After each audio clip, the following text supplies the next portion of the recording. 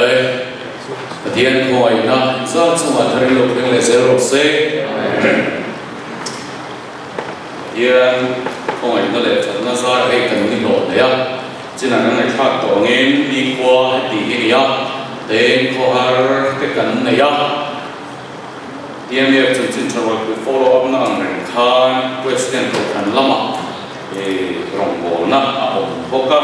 mi hay sa cái nụ cal khẩu boka để lâu qua thả này lấy cần hôn tế cal sung sung á em mi khổ ông các lệ giống các cái cắn này boka anh bỏ đi sila ram thế anh có anh đi đâu sung sung cần tu mà với thế mi lim trong ta kinh thảo mi u na na về á cái mai của cha na chuan kalam anh thui về khó mai rồi tôi thấy pera đi cần tu mà thế mà là xây dựng ta ni để chúng lâm thua cái này tổ mai nhận chú mai rồi chú đi vắng chân lâu giảm chế bắt lâu là lâu bắt lâu là bố lê kia là nghe cần thu quý tu không ai nói chân đồng ý nhá thiên thui chia rằng FSC qua mi thế này là từ cầu bố là lệ cái thôn cung đi trang cung cần chia một sáng á thì chuan bố lên trên là nằm than cung đi về trang riêng là trang của cần xuân xuân đồ đấy nhá FSC cung đi trang á cung này là chia này cần bộ chia cái tế vàng thì cần đi lại có increase star volume min tin về ya không ai na chân đầm in nita Christ Isu a chuan amaruang ve ka min kai thoven van huna te ama ne na min thu ti ta a chang ria ta rin na wa không ai na chân đầm ni nang ma ni tho chua ani lo ve pathian thil pe ani thil ti awang ani lo ve chu ti lo chuan mi in an chuang ta ange vô cái chia lan ban mal som sak thil ro se le với na kan thu bui không ai na chan dam ti ni ya hey câu khăn tên kan be se na lo pan a shere nga a hun ta ka rong bol tu speaker ro pui ta min pe me ka min pe le se lo na chu mi a chuan câu khăn huai tu te po ni se la than hem ngai ana kan câu khana kan nem bara tu te ta na po chan dam na thuwa yan tun ai na sale zuala ke kan pen ma kan la kan ra bi che chau hi kan huai tu te le cái mà ni tan tak polal pa than hem ngai na te po ni in ala chung konga chuan oi bo tak chu chan dam na ra bi ya kan phê khai ăn vào chuan tuần lai ở cầu thành hay thu bụi thắt cái cắn này bộ ca mà ngày nay sủi khom nó lệ nghe đều nó tê dù mà ngày nay nung con mắt chăn lên nó trùng trang tê bộ cầu thành avei lệ anh ấy hay hết cầu thành nó avei tu ôm tắc bộ anh lệ anh ấy sau khi trùng trang chuan hệ mà ngày nay nung nào bộ luôn tất cả là kan zul thiama kan man thiama kan phei khai kan wal thiam thei na tu chuan mitin mai hian chandam kan ni na kan chian apoimo ani nizana khohar ina kan soi towa chu enge ti chuan isua le samari mei chia ani biak chung chang khan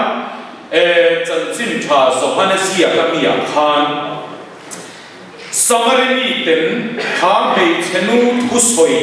shia an ron kala isua an han ta khan an ring ve ta ti thu soya chuta chuan tin ngen ti chuan to na set chuan I thu soi awang ring kan ni ta lo ve ke ma ni nge na thu kan khia a he mi hi khovel chandam tu ani kan heta a kan rinta ani ti kha khochun mi te tong kamani so wangin voina ko chumi chuan ti chumi ti tan chutin khatin ti ai ke ma nge a o ka hia a ke ma nge ka hu ka rinta ani ti hi a poi mo em ani chuti lo chuan tu ti đàn em một cháu ở cái điểm hạ chuan soi nu nu soi piang em một trong cầm thiam soi một khan luang khít xem lên ang mày hết lên lắm mà cắn cái đuôi làm tí đầu ôm anh lẽ cho mà nghe chăn đâm nó trùng sang bộ cái mà nghe cả ai cả cái mà nghe cả chia ra cái mà nghe lâm ba ô cái gì cái ta anh cái mà vin nó nung lâu ông ta anh cái nung chú Christa luôn đi đi tú nè yan cái lâu quang thấy ta đi tu cảnh đi theo bồi mồ chú vì anh mất lâu chuan mà mày nó nung bộ đi in hiểu vấp mà đi làm bul tắc chú mình mà mày và rong bùi nó bộ cả thà là dấu là cái cái là mình thành tâm từ Christa thành tâm là cái chuyện lâu chuan thấy được vậy lẽ chúng ta chuan không ai na thành tâm thì anh không ai na thành tâm ở với chú ni giờ na khó hay là cái soi khởi sa đấy không chú mi xia cả chuan chú mi đi đằng chuan thì cái thứ soi ấy mình thấy khác phim cái gì à thành chú USA chuan các uẩn bị vấp tổ là vấp ta han là mà cái gì đi xiang nó sai mà sao mà nói một mi ma ai một bút bị ta trăng bội mi thiam chú mi chuan chú tin là gì German theologian chuan chú mi làm theologian chuan chú tin là gì tel lo đi chuan thu là ha skillful sermon vác lo anh em cần ngay đều chỉ là chú bằng chuan USA chuan America chuan tí tên km chuan cần tí America chuan bật đi lù tổ đi chuan tí chủ cái tí vác tổ và chuan Bible là tí cái chuan ông cái tí bera mình mà sao cái này cần phải xem đi học là vì Bible là tí lâm pan là tí mình mà mình cần phải chuan tiêu cầu bồ là tí Zohar là tí tu ini mau ati di ai cuman akhir zohim krian di sana. Kau tu makan nom lem ke. Zaman day na tu min soi ti kena. Nam ni po pi alen jiwa tin ati di riwo ta ni na pi tu. Tekan su ti tamai bayan ha. Masa voi na John Wesley alen tin ni ati. Ti hi voi na khut ka tu ve thung ani. Tahan lama chuan mi thiam theology ani namo scholar hovin chu tian an ti ringo ti kan du lo ba chu mi sia chu mi kuma chu mi press an chu phe chu ti za na para chu ti za na chu ti tu sia ka kan han ti kal maya khatia soi kal phe kan mi fi mi thiam ma kan ngaya ma se van mi ta kan an ne mi he ti kan chu mi press chu mi kuma chu ti tu ma chan dam lo Bible là gì thì mình chọn tâm cái này, bây giờ phát cái nông luật xe, châu vàng như thế này, mình giờ mua cái soi sen rồi đâu, chúng mình đi đàn thì cái soi hình cái thao, nó đàn cái thứ soi hình cái tâm về tổ viêu mà xem vậy là chúng cần hậu tụ ba, Methodist movement điểm chuộc tụ ba, John Wesley thuộc hội trang với nào, hai nhân thuộc cái đường đều vậy, không ai nói chăm tâm tiền ya, không ai nói chuyện nghe. Hay hiệp bối bộ không mấy không ai lấy ý mi thiam Bible zirni mi rong bùi cái chuan chỉ phòng bằng cái chuan tắm tất cái này thế nào không ai nó chi ăn thèm đi theology zongin tầm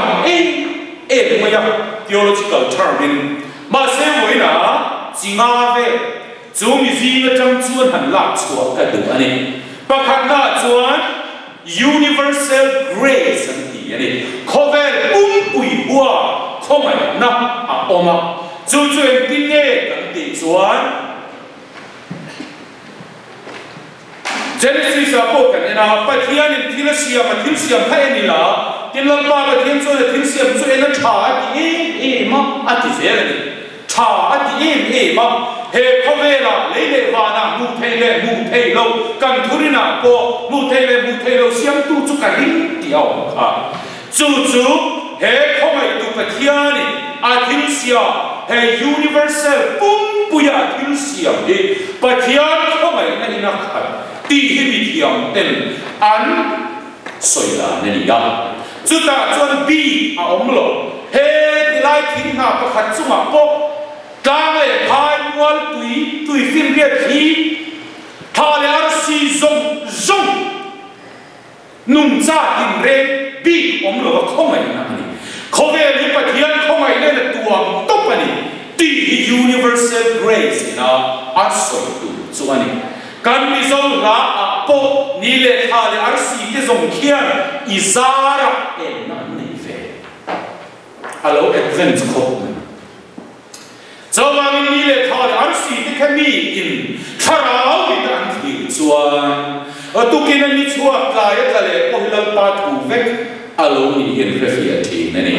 pathian ro bui ro se tla lui kor luang ri ker tu ho lo ri ker ra po lampa o te ni lo re thi pathian me le an lo thi na ni he ti lai thing na phele le pa te khian mi in pathian phak ta tu te an lo thi eng wang nge universal grace an lo wang nge khove pum hilal pa khomai ni na ta ni he khomai na chung sang he trên khăn tắm ta kim ni mà se mi thiam te poi nan soi dan ni chi tam the không ai na kun soi don hian ma ai na den soi ko kat a tu na a om pa thiam min nei na te za ai na te a that na te a ro pui na te ne na trên khăn lei thei lo soi na po a om bo ani zo ha ba ko ka bung bi chang som pa li a po kha rin tin nge ti tui te chuan tui fin ria thì atuam re angin lampa hian na rong pui bi chuan khove lo don ni ati ye chu he universal grace ko mai su fian na te po hian mana ni chu bok chu zo lei sai bung song ka khat chang kwa a lo soi le zo lei sai po chu lo soi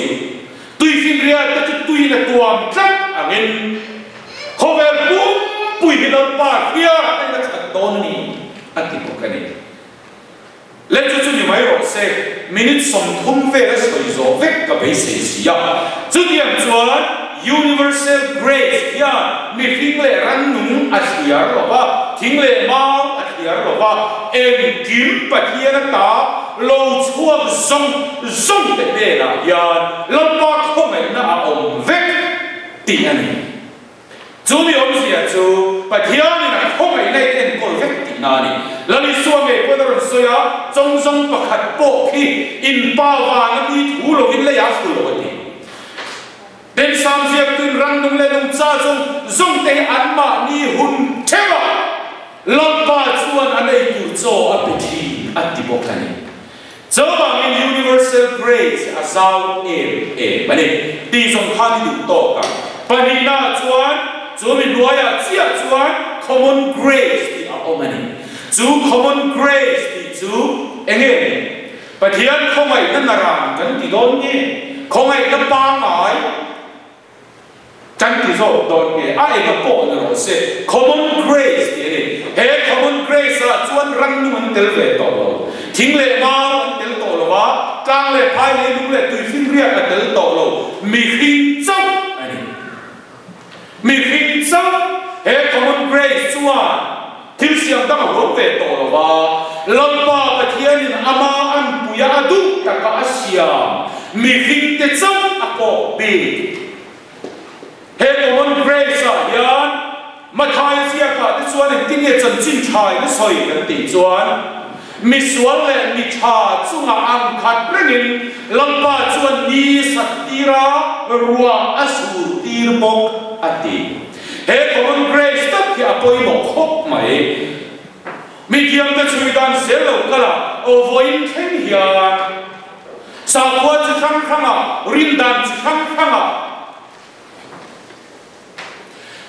pluralism lo chuan a bul po he common grace at ang hian ani eng wang he ko la ne mo vai ne mo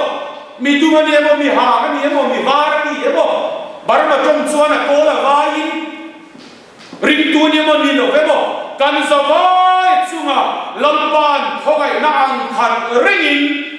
a khogai na lam tir bible po in mitha le mi sual chunga ang khat in ni sa tir wa su tir atiro zo wan ke ni christian chau bi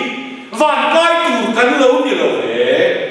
sa kho dam dam te chunga po lan pa kho ngai na a oma ti chuan an zul ti na re sual thun zul tir lo wa mi te ta na chan na le nun song song in pe na le in ram na le a tha li an zul tir lo wa ngem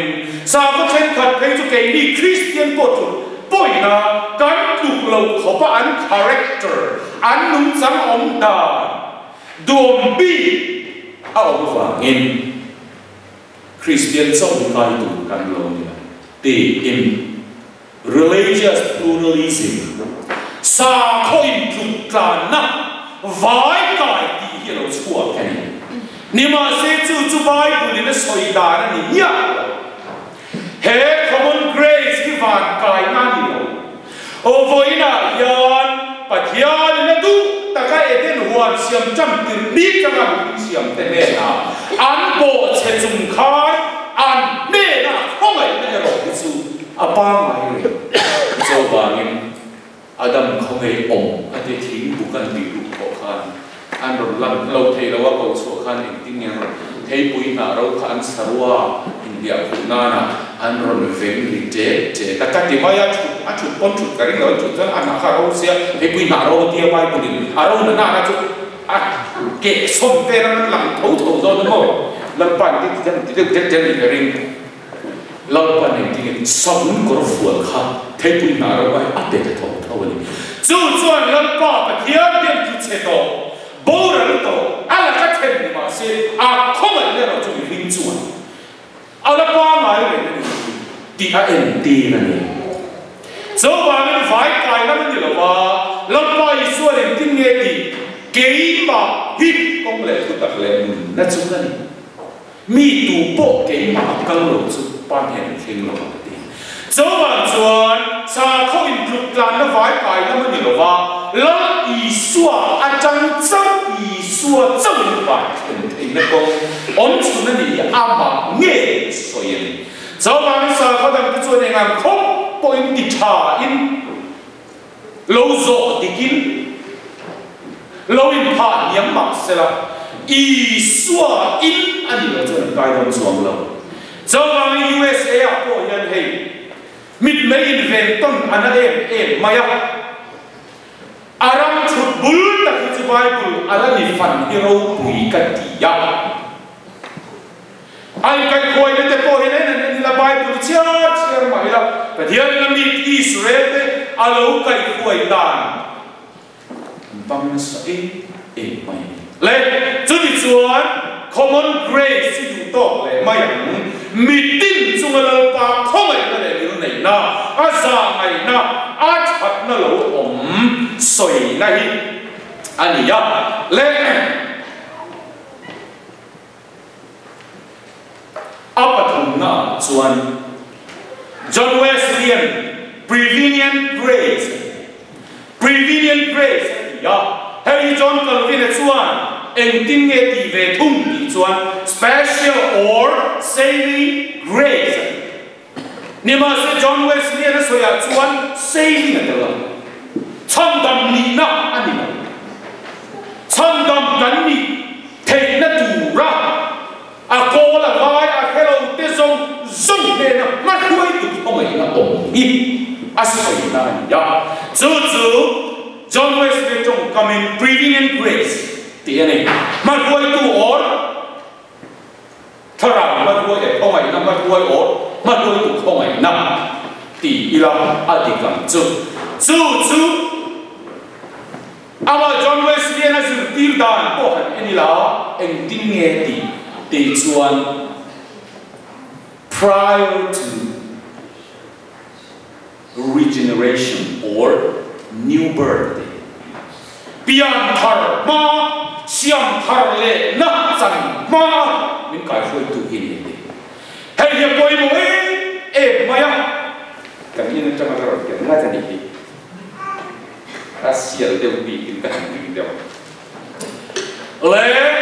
have prevenient grace hi apoi mo khop mai ni china kan Bible chia po kha ani ya he ba koi tu ho mai le hian mi suar chelai le de ei ma ti thei to lo ten Pathian lam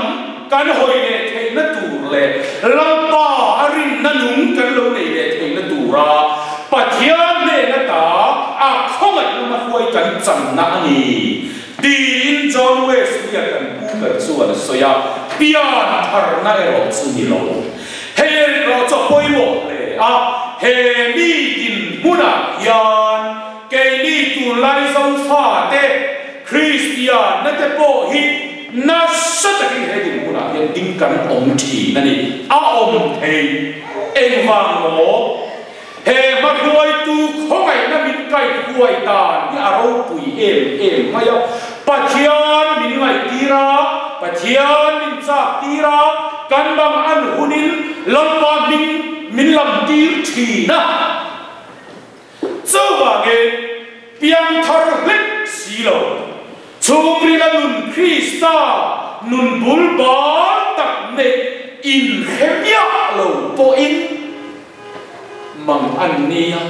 chung ri la Pathian ngai na om tlat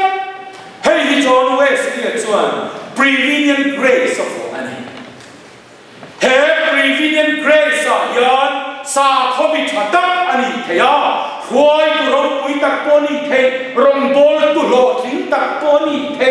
công khăn upa orden po tho thế à ba sitor po tho thế này em kim ati thế vek nima se chung muri la Krista này nia si lovin chang dam ni in khiat sian nau nia lovin he ko mai na wa ya kan zai ti ta e man duk lo ve ta ni ngot thar ta e ti ma se ni hau si min rim tu mà quay tụ không ai nên là thôi đi à mà John Wesley này bỏ apian thằng mai mi sáng mi lệ zali tệ mèo he prevenient grace state level in mun ao trong hiền anh tiên thật chất ở đâu na nhưng mà se mi sáng mi lệ zali tệ mèo khan tiên thara thu soi tiên thara mình chân tiên thằng na chẳng lệ thara wa chúng ta còn một tuần còn làm cái lại thì việc lệ chế mình mang hàng mang lệ mà sẽ mở việc học cái chỗ Pathian anh phát cái mấy cái rồi lệ cái cái có cái robot tu zo cái vào mang âm phi để rồi em mở việc học cái gì vậy thì em mà lệ khi tôiอยากบอก Pathian anh phát mấy lệ hay dùng cái này là vấn đề chiêm địa trăm khăn sao vậy cái những điều can mà hà này là gì mà cả học học mà anh in khom lai li ra in thu da kan ko khana pa si tor khatan chua ma sa bera chan han ti chu ma ha na chon omi ra kan chong moi lo le chu o sut wi ban bo lo chin se la chu chon pa si tor chuan kho me ka lo to me par te u tan chu ro ti tu ni om ta ni ya chan ma sa bera chan chu ti chúng ni anh à chúng ni là chúa mà sao được riêng được cái chỗ này là ông là bên số bị mai u thì hít cái chỗ này lệ have prevenient grace hi apoimo lệ mà ya have prevenient mà quay tụ không ai nó mà quay ya tin lồng anh này là ba huam lồng po này là ba em ăn không có cái xuân thấy to có cái xuân lai quay he không phải để chuẩn bị tuấn sẽ là đi do vàng mi tắm ta kinh cần thế là ba chúng mi khát cái sai quý vàng mi ta về một cái gì ya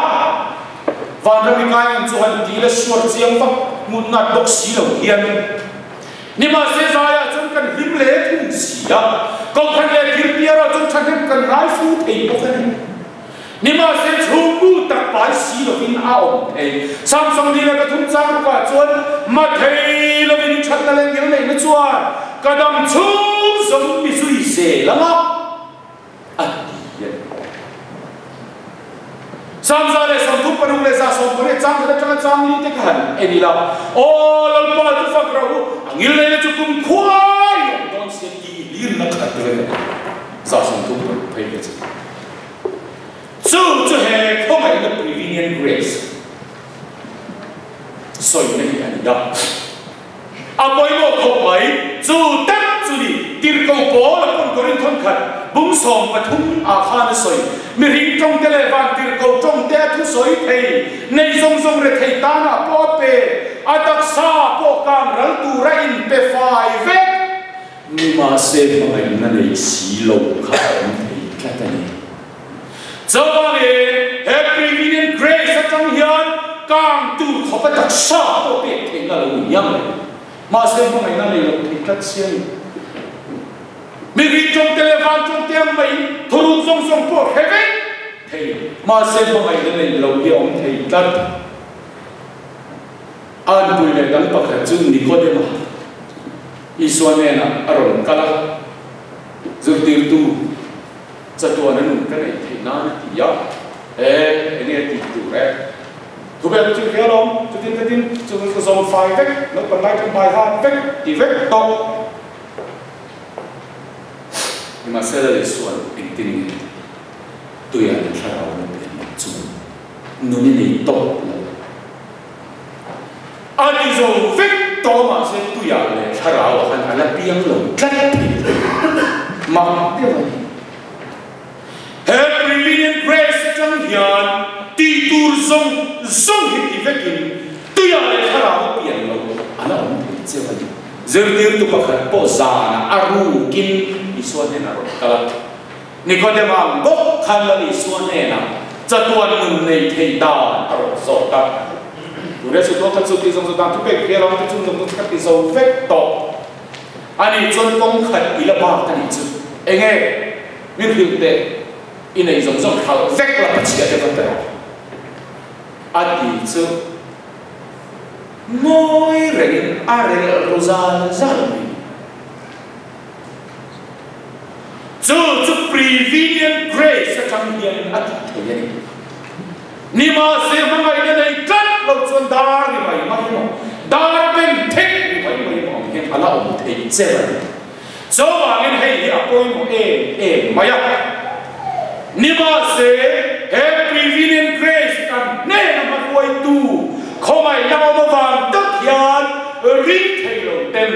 pathian kan lo rin le thaya pathian chang re phero ten pathian min kan lo lam thei le la tu ra ta na kan ne la pathian khomai na o ma chu ani le loi si ani zawang ne poi mo du to kin la pui thei a hei hian tlaiwar pon mi chong chai ti thei hei hian na satakin lampa tan in ser khanna po mi a drive thei ani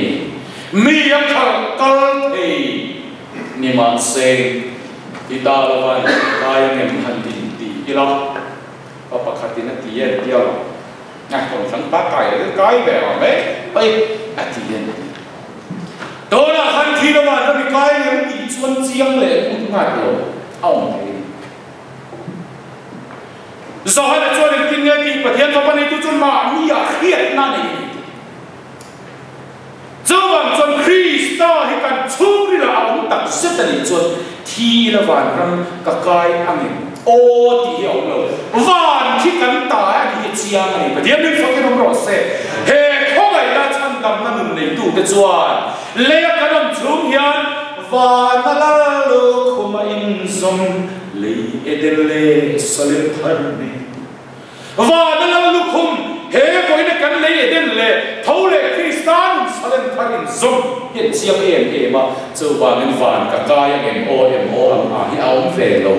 100% ni top mai này từng trong một lần tất cả khán ni mà là 100%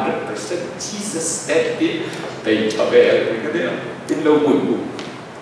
100% Jesus lại khá cho về cái không phải không cho bằng em happy prevenient grace Krista lam min này tin tu te poi tu ni ma se happy prevenient grace chan na tiro kan chia apoi mo ani le ka ka pa zana ya tu na palina chuan justifying grace chi thiam chan tir na khoi na thiam chan na khoi na hei ta hi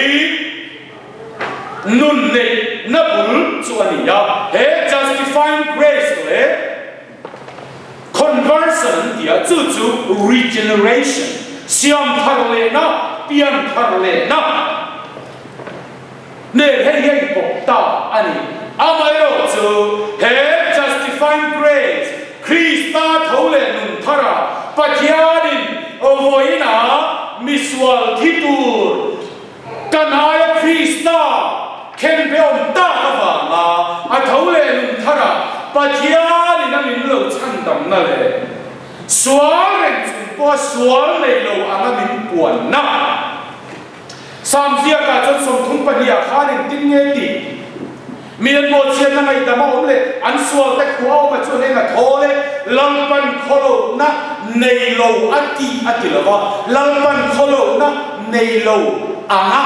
arua chon na thole hey justification kholo na nei ring nei lo anga arua chon na thole ati he mi na ta yan mi zo te na bi takin swalin hiat na satak kan ne ya kan piam thar lua kan tu le na tap pe o justifying grace in the chapter kan in bu chuak supa kan tu le sup ko kan rong bol tu te hori fa tu ei va nge a justification in munaka dinga he ni tanga new generation regeneration asiam thare na ta ka lu to hian he mi ya so hian da kan tin chena va ngen balam pe le tu rin mamo nei va to lo mo tu ti va to lo am e bo in mai na ya mi te po nei ve tin te po ni ame kan tu le phong thi ni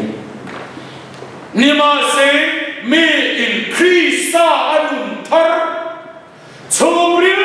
takalal isuai anun na lo ni Christian tu tan suai la le suai tin ni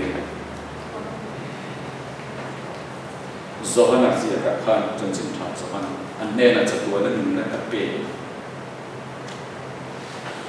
an ne na chatua na nun na kape to a chatua nin an bo ra po lava kap putata itu man chu sa to min chu sa lo na ti pathian min fakin om ro se zowa chuan he justifying grace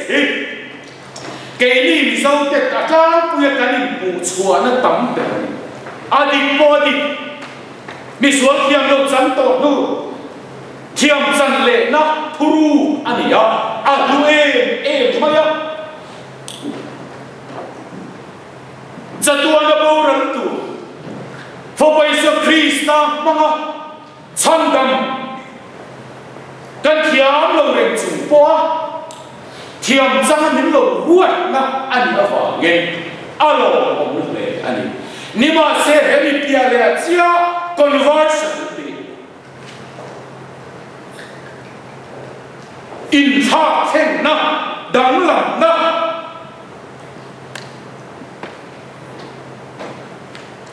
nun in tha na hemi tak kan chang lo ero chuan kan tu le kan tu fo chang ngai hai hi poi mo nunin tha ni tak tak ka ti chin te ka ti arem to lo ka ti ngai lo ka ti chul to zo ti kha khowe thi na ka lo ti chin ka kong zo chin song zong ka zo arem to lo wa ka zo mai lo Krista pathian lo zong kong ka zo lo chul to zo ka ni ti nun in tha na conversion kan nei lo chuan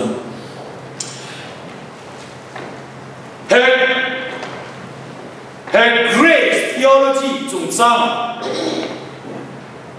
zurkil dan chang chang na oma Calvin thuri rin ha la bul pui chinga tiuli panti along form chu kan sui to lo ma yang la tulip acrostic word tulip tian soi kha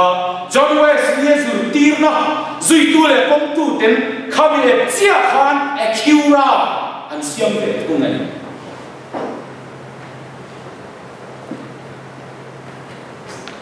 soi teu ka va sa ka le a chi pa chi a rin poni se ka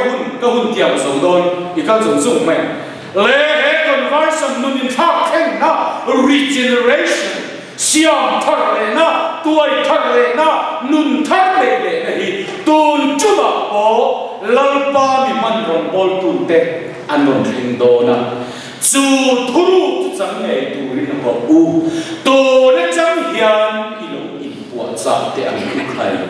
ti hi voi na ka soi du chu ti lo wa pho wa mai maya he ka voi tu te kan speaker te an hot chat me la zai lam pang pon war me la ma la thalai bel veng vong poka thalai lam ta na po bel fa om tak ani abei se om thiam ten la wa mai lo lam ve ngot ni lo wang na ma ni du na ta ding chua tu ni tu ma ku ki soya wa ma ring kan ni ta lo ke ma ni ni na tu kan kan ding ta an tiam khan thiam ten la mai wa lam ni lo wa ma ni du na ye thau chua thiam te chai wa ga chai ve mai mai ni lo wa ma ni ye tu ti wa ga chai tu ini zel te ang ko chu mi ko ma kan kal zel na chuan he justifying grace mai ba ka khan conversion state tak tak ka lu tang nga chu tak kan chan chau zel na John West le chuan tin ya next lesson ni chuan sanctifying grace atile thiang lim na khomai na or ông samsung đi thiang hin tu khomai nai ti mai te anga sanctifying grace he sanctifying grace le Christian perfection hit John Wesley at some popular soi. Hey, sanctifying grace here is ongoing toward perfection. Christian funkim na lang pana kan kal na kan zong na kong ani atit la tani. So bang chuan hey apoy mo em maya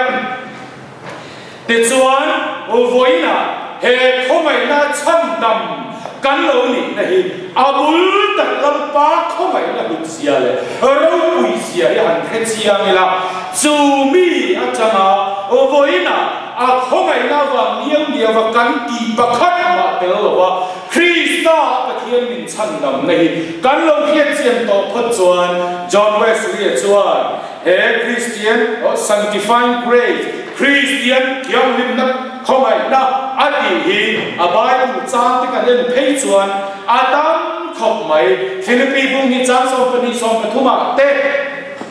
unau te u thuin khia in som khatam khan kaum chawa ni lovin kaum lo po thok na sa so kin in chang tam tu lau le khu thok chua ro u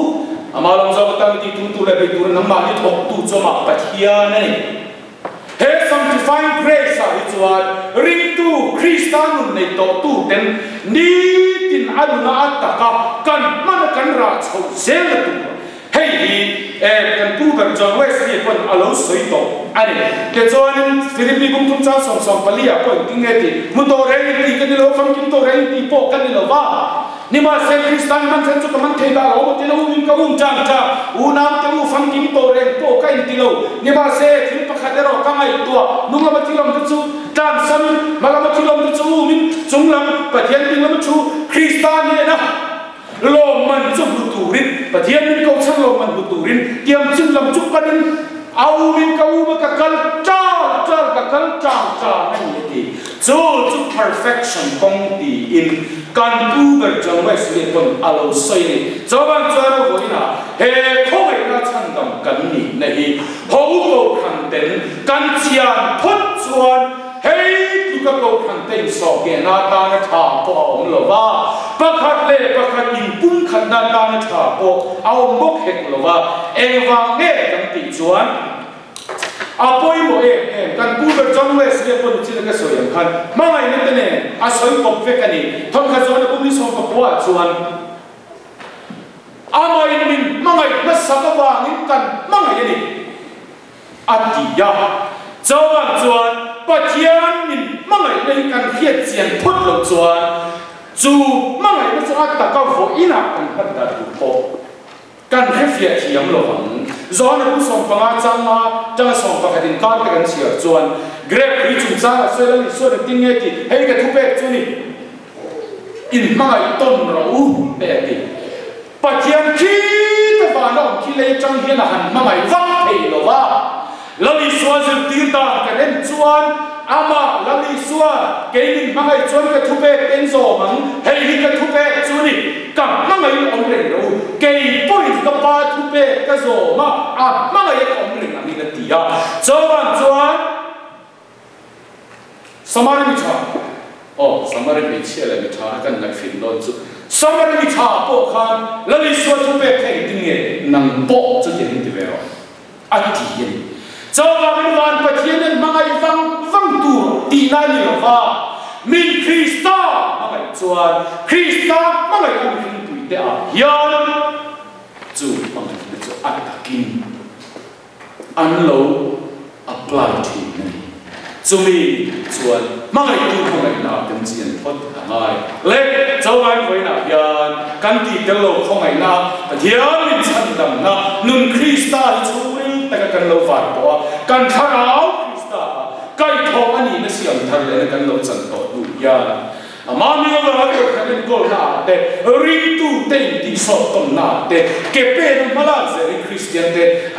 sanctifying grace kan ku ber na dia chu mi ya to na chu nge perfection ti ni chu tiam se la ko kan te kan ka ze te na pan man so che ro se amen to lo me